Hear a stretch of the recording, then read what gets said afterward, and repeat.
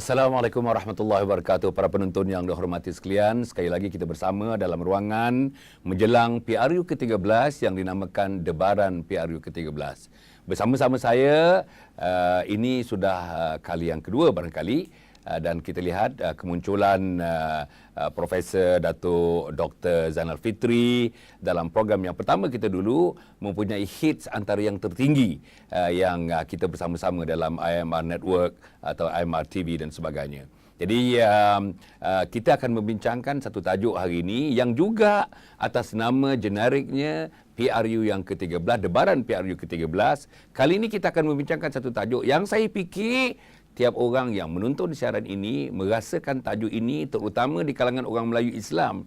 Tajuk ini paling dekat di hati mereka. Tajuknya ialah Keagungan Melayu Islam _2, siapa mampu memperjuangkannya. Jadi Datuk, kita berjumpa lagi dalam ruangan ini. Boleh tak Datuk sebut sedikit terlebih dahulu mengenai supremasi Melayu Islam dalam konteks nation building, pembangunan negara? Sebab kalau kita dah tengok tu Datuk, kita akan nampak nanti olahan politiknya tentang konsep keagungan Melayu Islam itu. Sila Datuk. Assalamualaikum warahmatullahi taala wabarakatuh. Pertama, saya ucapkan ribuan terima kasih kepada Datuk atas jemputan ini, dan ingin saya berkongsi pendapat tentang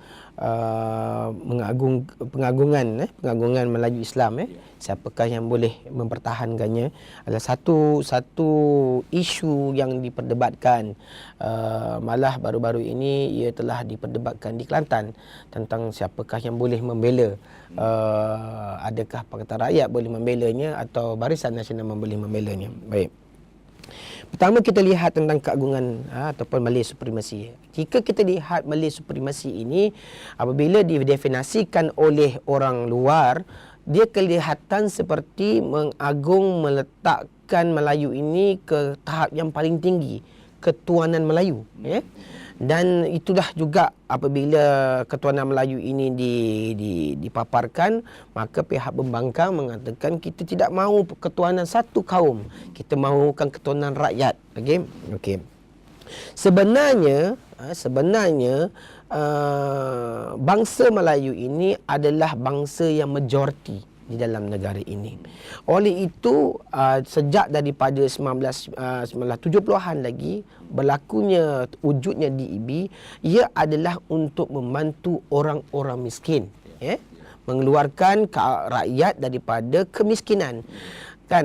Tetapi ketika itu secara koinsidennya rakyat yang termiskin ketika itu adalah orang Melayu. Oleh itu, dengan tidak secara langsung, bangsa Melayu di tanah Melayu ketika itu, di Malaysia ketika itu, telah dimasukkan dalam satu agenda nasional. Ini adalah perlu memandangkan bahawa bangsa Melayu itu adalah bangsa yang majoriti, bangsa yang memegang kenegaraan, maka ia hendaklah dimasukkan dalam agenda nasional dan ia hendaklah diperkukuhkan. Jika bangsa Melayu ini tidak diperkukuhkan, maka saya rasa kestabilan negara, keharmonian bermasyarakat itu tidak akan wujud dan akan berlaku kucak-kacir. Kekucak-kaciran ini berlaku atas sebab-sebab tiada pengukuhan, atas sebab-sebab tidak mengambil peduli, atas sebab-sebab kita sudah tidak lagi ambil kisah tentang bangsa Melayu. Oleh itu, bangsa Melayu ini mahu atau tidak mahu, dipersetujui secara total atau tidak, dia harus masuk dalam agenda nasional. Oleh itu, Malay Supremacy ini tidak boleh dilihat dari pendominasian Melayu ataupun ketuanan Melayu, tetapi dia adalah sebahagian dari pembentukan negara. Dan jika ia menjadi elemen sebahagian pembentukan negara, maka dia tidak boleh diketepikan atau dipinggirkan kehadiran Melayu. Okey, Datuk, cantik. Mukadimah Datuk itu tentang menerangkan mengenai Malay Muslim Supremacy ataupun yang dikatakan ketawanan keagungan Melayu Islam. Sekarang saya sebutkan tadi tentang nak mengolahnya. Kita tengok kalau sebut saja tentang Melayu Islam, dalam kepala orang ada dua parti, iaitu UMNO di satu pihak dan PAS juga di satu pihak. Sementara ada dua parti yang dominan yang lain di Semenanjung ni, setidaknya PKR dengan DAP, saya tak tahu siapa yang boleh mendukung berdasarkan track record, berdasarkan hambatan-hambatan, halangan-halangan yang mereka ada, berdasarkan nanti dalam soalan yang ketiga tentang party base sistem kita ni, siapa yang Datuk anggap, Doktor anggap dapat memperjuangkan keagungan, kehebatan, kemuliaan Muslim supremasi ini. Okey. Di dalam satu persoalan yang cantik kerana persoalan ini juga telah ditanya oleh Profesor Agus kepada Tuan Haji Man, Tuan Ibrahim Man, Tuan Haji Ibrahim, saya ingin memetik apa Tuan Haji Ibrahim Man, Datuk Tuan Haji Ibrahim Man mengatakan bahawa kedudukan orang Melayu di dalam parlimen adalah 130 orang berbanding pada 2004 iaitu 123 orang. Bermakna supremasi orang Melayu di dalam parlimen cukup gah dan cukup kuat kalau dibandingkan 123. Tetapi di dalam persoalan mempertahankan Melayu dan Islam ini, dia bukanlah dari persoalan kedudukan berapa ramai dalam parlimen. Dia persoalan diri seorang wakil itu datang dari mana. Dia datang parti politik mana dan apakah dasar parti politik dia. Di dalam parlimen hanya dua parti politik sahaja yang boleh mempertahankan kedudukan Melayu dan Islam, iaitu orang-orang parti PAS dan juga parti UMNO, di mana perlembagaannya menerangkan tentang kemuliaan Melayu dan Islam itu. Manakala parti PKR adalah parti yang tidak memperjuangkan kemelayuan Melayu dan Islam, kerana partinya itu dalam konstitusi perlembagaannya adalah memperjuangkan kesamarataan kaum dan kesamarataan agama. Jadi dengan itu, apabila contoh yang saya ambil, apabila Zulkifli Nordin, YB Zulkifli Nordin mempertahankan kalimah Allah di parlimen, maka Zulkifli Nordin telah dipecat oleh PKR. Kenapa PKR Zulkifli Nordin telah dipecat? Kerana Zulkifli Nordin bercakap mengenai sesuatu perkara di luar batasan ideologi Parti Keadilan Rakyat. Pakatan Parti Keadilan Rakyat, dia tidak mempunyai locus standi untuk mempertahankan Melayu dan Islam. Apabila Zulkifli Nordin menempulak tentang perkara ini, maka beliau telah dibawa kepada Jawatankuasa Disiplin. Manakala datang kuasa disiplin itu pula dipengerusikan oleh seorang Kristian, untuk memberikan penilaian kepada Zulkifli Nordin atas kenapa dia mempertahankan kalimah Allah dalam parlimen. Oleh itu Zulkifli Nordin tak datang pun dalam hearing itu. Ini melihatkan bahawa Pakatan Rakyat, Parti Keadilan Rakyat ni tidak boleh diharap untuk mempertahankan Melayu dan Islam. Tidak boleh diharap. Dia sama je, ideologi lebih kurang sama je dengan DAP. Tak ada berbezanya. Cumanya kulit je berbeza. Satu mata sepit, satu tidak. Itu Nombor dua, manakala PAS pula dia tidak boleh, dia boleh bersuara, tetapi dia mempunyai kekangan.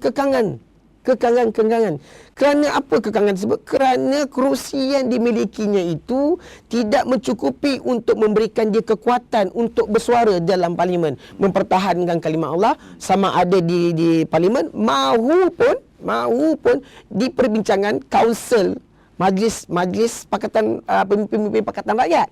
Jadi dia tidak boleh nak bersuara kerana kerusinya yang dimiliki adalah kecil. Apabila suara orang Islam itu kecil di dalam Pakatan Rakyat, maka sudah tentu dia tidak boleh menekankan apa yang dipercayainya di dalam parti yang dianutinya itu. Jadi inilah yang menjadikan kekhawatiran dan kegusaran. Rakyat tak tahu benda ni. Ini realiti. Rakyat tak tahu benda ni. Tetapi di UMNO bertanding 117 kursi. Menang 80, PBB menang 15. Bermakna kursi orang Islam dalam Barisan Nasional ada 95 kursi. majoriti 50 lebih persen. Ya, majoriti kalau dibandingkan dengan yang lain. Sebab menang Barisan Nasional 137. Dia mempunyai 95 kursi Islam. Islam sekeseluruhan 95% ni. 95 kursi ini Islam. Maknanya dia boleh bersuara, dia boleh mempertahankan, dia boleh menempelak siapa saja yang melanggar etika dalam perlembagaan. Sesiapa juga melanggar atau mencuba-cuba untuk menghina kalimah Allah, maka Barisan Nasional boleh menempelak orang tersebut dengan kekuatan kursi yang ada. Ini yang berbeza dalam Pakatan Rakyat. Ini yang berbeza dalam parlimen. Walaupun UMNO mungkin bersuara, tetapi PAS tidak juga bersuara. Kerana apa? Dia nak menjaga keharmonian Pakatan Rakyat. Dia nak menjaga hati-hati orang lain. Kalau dia menjaga hati orang lain, maknanya dia melanggar tata susila Islam di dalam parti dia. Dia melanggar tauhid dia, di mana dia harus meletakkan kepercayaan tauhid itu lebih atas daripada keharmonian Pakatan Rakyat tersebut. Datuk, saya ingin menyebutkan ya. Tadi mengatakan dengan UMNO campur dengan PBB ada 95 kursi. Sekarang kita nampak tekanan semakin kuat. Saya merayau daripada utara sampai selatan, timur sampai barat. Malam tadi saya berada di Muar, Datuk. Malam sebelumnya saya berada di Tangga Batu, di Melaka. Maknanya kita merayau berjumpa dengan rakyat sambil memberikan sedikit ceramah, informasi mengenai yang terkini, politik yang terkini. Jadi maknanya tadi 95 iaitu UMNO dengan PBB.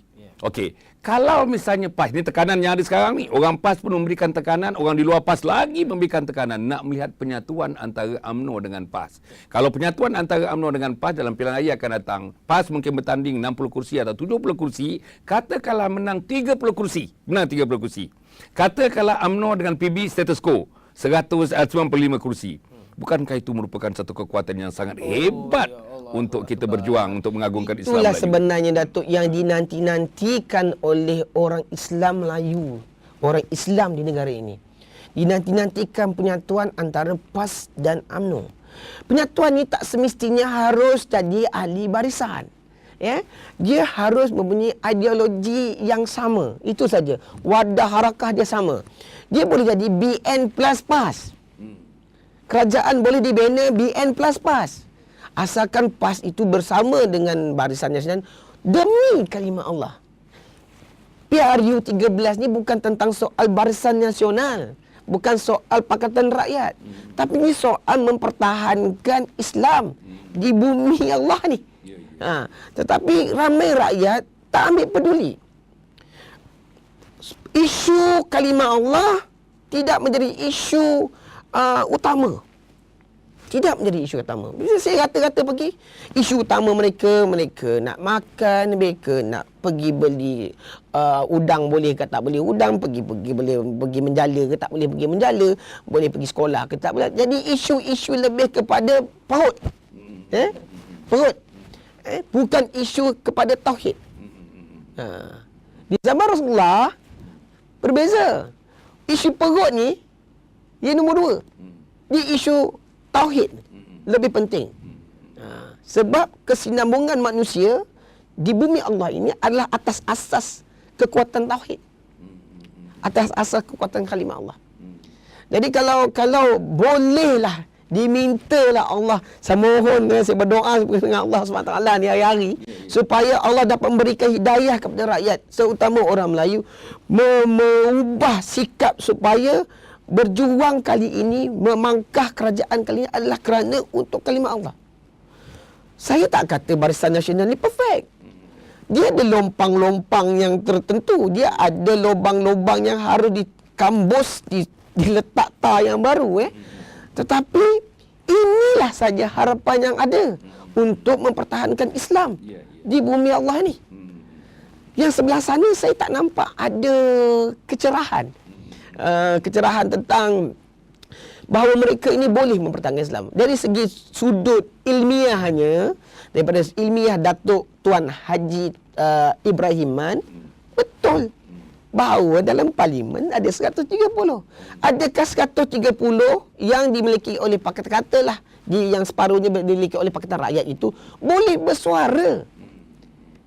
Boleh bersuara. Saya bagi contoh katakanlah auzubillah min zalik, katakan mereka menang dan memerintah negara. Ada seorang menteri dia mengatakan saya mahukan peruntukan untuk gereja, kuil dan tokong dibagikan pada mereka. Apa PAS nak cakap? Atas asas apa PAS nak cakap? Permohonan itu betul. Kerana artikel 11 membenarkan mereka menganut dan mengamal agama mereka, dan oleh itu mereka boleh menuntut. Saya nak kalau 1 bilion diberikan kepada ni, separuh bagi pada Islam, yang lain kita share-share. Sekarang ni kebanyakan yang diberikan peruntukan adalah kepada pembinaan sekolah agama rakyat, pembinaan masjid-masjid dan sebagainya, untuk itu, dan tidak kepada agama-agama lain. Ada pun peruntukan diberikan, ada tetapi sedikit, sedikit. Tetapi benda ni boleh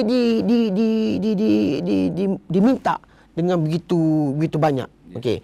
Dan juga boleh juga mohon pada tanah-tanah wakaf. Tanah wakaf ni hendaklah dibangunkan oleh orang-orang, dibuka kepada pembangunannya. Apa PAS nak cakap tu? Datuk, balik pula kepada yang asalnya. Asalnya tadi ialah supremasi Melayu Islam. Siapa yang mampu mempertahankannya dalam konteks politiknya. Okey, sebagai penutupnya Datuk, kalau Datuk boleh ulas lagi. PRU ke-13 mungkin minggu depan, mungkin bulan depan. Kita dah tak cerita 3-4 bulan yang akan datang ni. Kita cerita sebulan, 2 bulan yang akan datang. Kita cerita minggu pertama sampai minggu keempat yang akan datang. Itulah yang akan berlaku pilihan raya umum yang ke-13 ini. Jadi, sekarang ni apa tanggungjawab rakyat? Tanggungjawab rakyat pengundi yang dikatakan dekat 13.5 juta yang akan mengundi ini untuk menentukan bahawa salahkan kita, saya minta maaf saya gunakan perkataan ni, salahkan kita ni untuk menunjulkan Melayu Islam, mempertahankan Melayu Islam sebagai agenda kepada pembangunan negara ini yang tidak dilupakan, yang tidak dipinggirkan. Saya hendak Datuk Profesor tolong serukan kepada mereka yang akan pergi ke tempat pusat undi, dapatkan kertas undi dan memasukkan kertas undi dalam peti undi. Saya menyeru kepada terutama kepada anak-anak muda, anak-anak muda. Memang benar anak-anak muda adalah perubahan, adalah ejen kepada perubahan dan pembaharuan.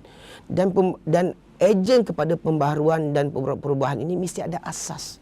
Pertama, kita kena tanya diri kita, terutama orang Islam. Fikrah kita ni di mana? Di manakah fikrah kita? Di manakah diri kita? Jika kita ini mengaku kita ni Islam, kita mengucap 2 kalimah syahadah, maka tugas utama kita adalah memastikan Islam itu menjadi agung dan disegani dan dihormati negara ini, di bumi Allah ini. Dengan apa? Dengan memberikan kemenangan kepada parti yang memperjuangkan Melayu Islam. Dalam konteks ini saya tidak nampak daripada lain melainkan Parti Barisan Nasional. Kerana apa? Kerana mereka bertanding sebanyak 117 kerusi. Yang ini majoriti kerusi dalam Barisan Nasional. Apabila majoriti, maknanya pemerintahan tersebut ditunjangi oleh pemerintahan Islam. Ini kita kena jelas dan kita kena faham. Kita harus beristiqamah, melakukan muhasabah diri dan membuat penilaian terbaik. Saya menyeru adik-adik sekalian, abang-abang sekalian untuk memilih perkara yang tepat. Pilihlah Allah Subhanahu Wa Taala. Perjuangan ini adalah perjuangan untuk Allah mentauhidkan Islam di negara ini. Ini masa kita melakukan perubahan. Terima kasih. Profesor Doktor yang telah, saya rasa seruan yang terakhir itu, saya rasa seruan yang suci, yang datang daripada lidah mulut seorang pengkaji, seorang ahli akademik, seorang yang banyak terlibat dengan masyarakat, seorang yang berpandangan jauh, saya harap para penonton yang hormati sekalian, dengan ruangan debaran PRU ke-13 yang kita bincangkan tentang supremasi Melayu Islam, siapa yang dipertanggungjawabkan, saya rasa sebahagian soalannya walaupun dalam jangka yang pendek 15 minit telah dapat digarap, dikupas dengan sebaik-baiknya oleh Profesor Datuk Dr. Zainal Fitri, Datuk Osman yang telah bersusah payah datang ke studio untuk membuatkan program ini untuk memberikan kepada para penonton beberapa hari saja lagi kita akan pergi ke peti-peti undi, mengambil kertas undi dan memangkahnya dan memasukkan dalam peti-peti undi. Diharapkan yang dimasukkan dalam peti-peti undi itu menyokong kepada mengukuhkan, kepada memantapkan, kepada mengagungkan Melayu Islam di negara Malaysia ini. Cukup setakat itu. Wassalamualaikum warahmatullahi wabarakatuh.